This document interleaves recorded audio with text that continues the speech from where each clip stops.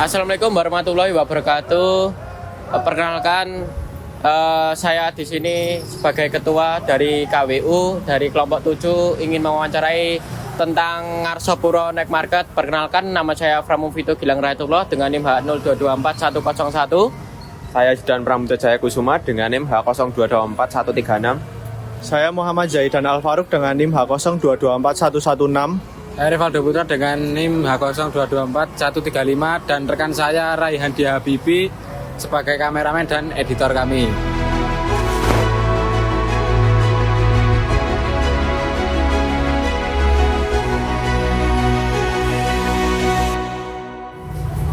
Boleh minta waktunya sebentar buat wawancara nggak?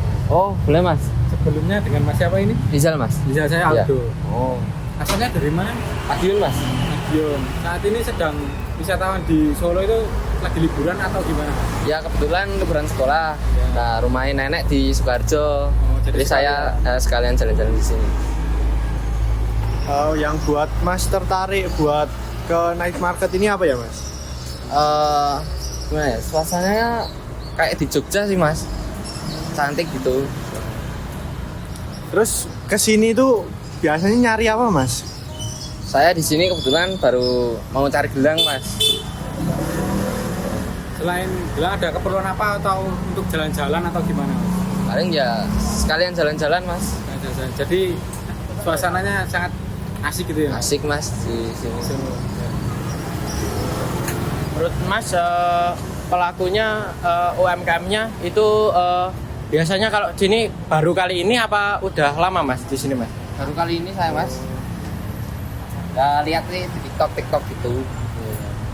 Kayak bagus. Masa pengen kesini gitu. Berarti tahu dari sini tuh taunya dari sosial media ya Mas? Ya dari sosial media Mas. Mbaknya di sini tuh nyari apa Mbak biasanya? Kuliner saya di sini biasanya. Kenapa kok Solo Night Market sini Mbak, Ngarsopuro sini? Ya karena di sini terkenal rame komplit barangnya. Cari apa aja ada di sini. Terus tahu night market ini dari sosial media atau dari mana? Iya dari temen sosial media suka ngupload. Kalau Mbaknya sendiri tadi kan bilang mau kuliner itu kuliner apa Mbak kalau malam di Biasanya aku sukanya coffee shop kalau di sini. Iya. Gimana itu? Itu Tetarek 88 itu. Tetarek 88. Terus cafe loka banyak sini. Ya. Kalau menurut Mbaknya yang beda dari tempat lain di Night Market Solo ini apa? Sini tuh lebih komplit. Jadi sini tuh apa aja ada. Cari apa aja ada barang. Terus mau cari aksesoris kayak handphone ada sini.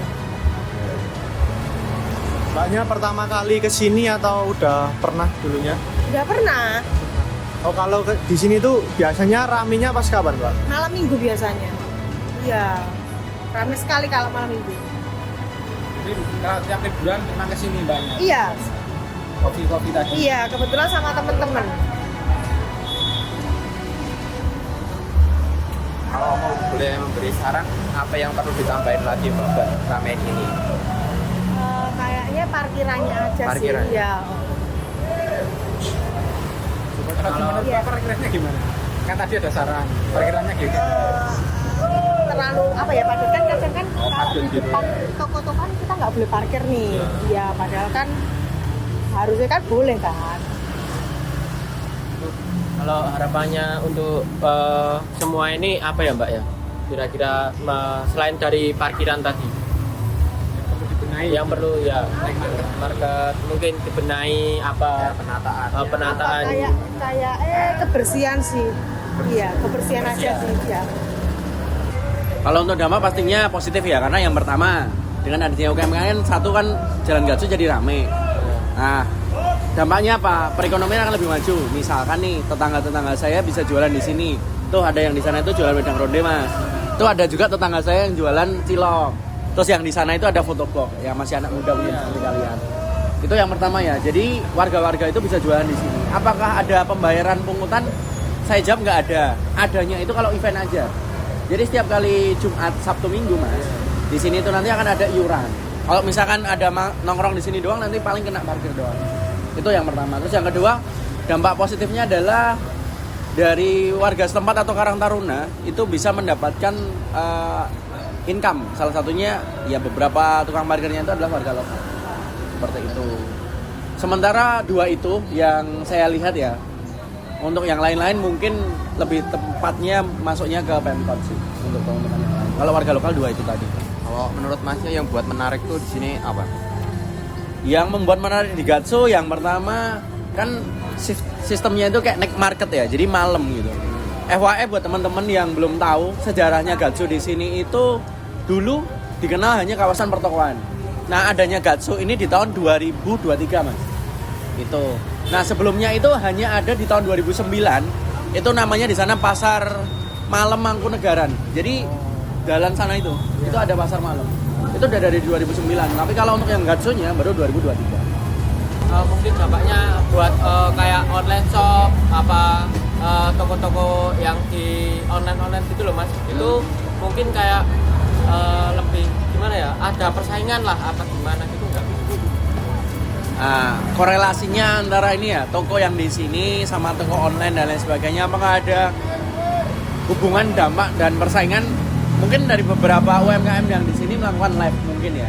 Teman-teman mungkin bisa lihat Mike Mohan itu dia punya live juga. Nah, apakah ada dampak? Ya selain naik market itu kan otomatis nambah rame. Jadi potensi orang yang ke sana, engagement-nya itu datang ke sana. Cuman trial atau EC, trial itu adalah pembelian. Nah, kalau engagement itu orang berkumpul. Nah, begitu pasti akan meningkat. Semakin banyak engagement, semakin banyak untuk trialnya. Begitu pula kalau online shop. Nah, dampak dan korelasinya apa? Ya dengan adanya misalnya UMKM jualan di sini terus di online kan mungkin lebih bagus. Tapi kalau memang tidak melakukan online shop ya paling penjualannya cuma yang ada di sini doang. Jadi mungkin kurang maksimal aja. Gitu aja.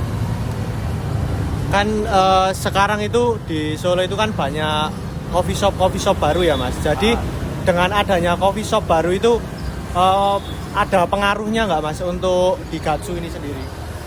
Coffee shop baru di Gatsu. Maksudnya di sepanjang Gatsunya atau yang di sepanjang Slamet Riyadi pertanyaan? Sepanjang Slamet Riyadi itu. Efeknya ke Gatsu atau ke warga lokal kalau tak jawab jujur ya kembali lagi warga lokal itu nanti kan semakin banyak lapangan pekerjaan ya semakin bisa terserap, jadi warga-warga lokal di sini bisa ngelamar. Cuman kembali lagi apakah dari warga lokal akan melamar atau tidak kan kita kembali lagi ke personal Mas. Nah kalau ditanya dampaknya ada kopian banyak dan tidak, jawabannya satu menyerap tenaga kerja lebih banyak, terus yang kedua perkembangan ekonomi akan lebih maju karena dengan perputaran ekonomi di menengah ya itu nanti akan mengembangkan ya salah satunya industri perekonomian F&B terutama ya itu bisa naik. Nah cuman kalau dari saya komentarnya begini, di Gatsu ini kan nggak cuma F&B toh, ada juga tekstil, terus ada juga jasa kayak gitu. Mana yang paling kenceng kalau sekarang ini menurutku dari F&B ya bisa coffee shop atau makanan kayak gitu. Kenapa? Ya seperti teman-teman ini Gen Z sekarang konsumerisnya itu tinggi. Nah, apakah itu bagus? Kembali lagi. Kalau dilihat dari segi ekonomi, perekonomian dan usaha bagus. Tapi buat saya menurut nggak bagus karena buang-buang duit. Kalian nggak punya manfaat untuk ngopi kecuali kalian itu punya tujuan yang jelas. Contoh, kalau aku ya, karena usia aku 33 tahun, aku latar belakangnya selain pengusaha, jualan UMKM, saya juga seorang area koordinator di salah satu PT. Saya itu membawai beberapa puluh sales. Menurutku, kalau aku ngopi ya meeting. Kalau nggak itu mungkin ketemu relasi. Nah kalau teman-teman ini mau ngopi mungkin ngerjain skripsi, oke, aku setuju. Tapi kalau cuma buat main, saranku mending nggak deh. Itu aja sih komentar tentang coffee shop. Nah, kalau untuk harapan satu naik market ini dikelola oleh Pemkot.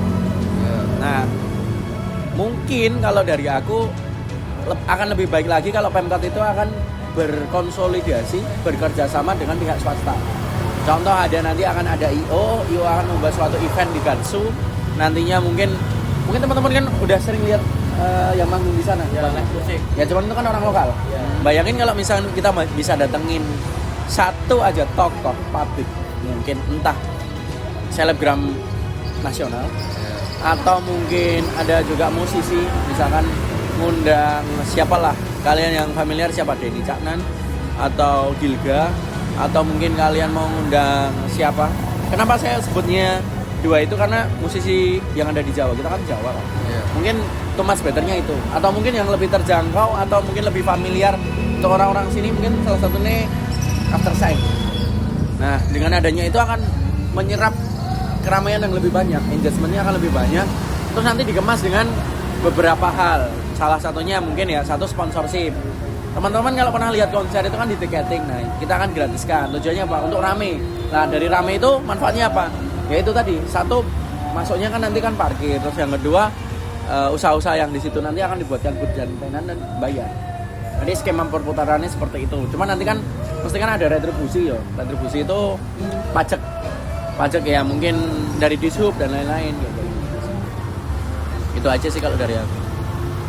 Kalau menurut Mas ini kan kayak di depan toko-toko ini kan kalau ada parkir itu kan kayak nggak masuk kan mesti dilarang gitu.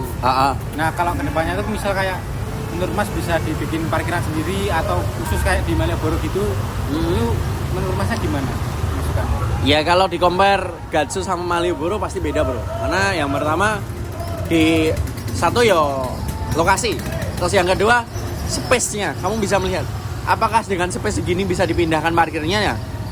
Ide itu bagus, tapi pertanyaannya adalah mau ditaruh di mana? Bukan aku pro pemerintah, nggak ada, sama aja. Jadi kalau memang kita mau mengkritisi, kita udah punya solusi.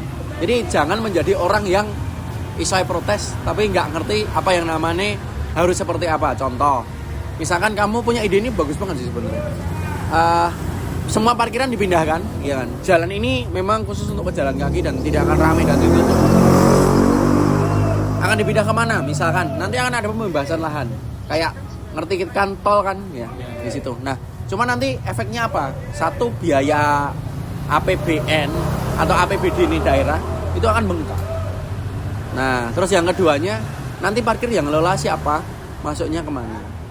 Nah, kalau misalkan kembali lagi ke UMKM mungkin too much better bisa seperti ini, kecuali kalau memang pemerintah real support ya, datang terus. Nah kalau dilihat kan fungsinya hanya pengawasan aja, tidak yang sidak begitu. Kalau untuk ide itu sangat bagus, tapi kembali lagi APBN mesti bengkak. Kalau ditanya apakah pengen, tapi ini aku warga yang realistis. Daripada bengkak-bengkai APBN, ya udah begini saja menurutku sudah cukup. Sekarang kita compare wae. Mas, bayangin, kamu kan anak muda pernah main ke Solo kan, sering kesini. Kalian kuliah di UNS. Kalian pernah lewat jalan sini nggak? Pernah. Kira-kira ditutup macet gue bi? Macet. Malas kan? Mending dibuka. Oke. Kelar jawabannya. Oh gitu. Nah aku ngono. Karena aku malas macet men. Ini udah macet, setidaknya daripada aku muter mending macet daripada aku muter. Lagian macetnya nggak panjang. Gitu. Ada lagi? Jadi itu aja Mas wawancara dari kali ini. Terima kasih sudah menjawab dan membantu dari kelompok kami, membantu banget untuk masukan dari Mas. Terima kasih ya Mas untuk meluangkan waktunya. Terima kasih Mas. Ya, tetap berkarya buat anak muda. Jangan jadi Gen Z yang malas. Thank you. Sekian wawancara yang dapat kelompok kami sampaikan. Bila adalah salah kata, kami mohon maaf. Wassalamualaikum warahmatullahi wabarakatuh.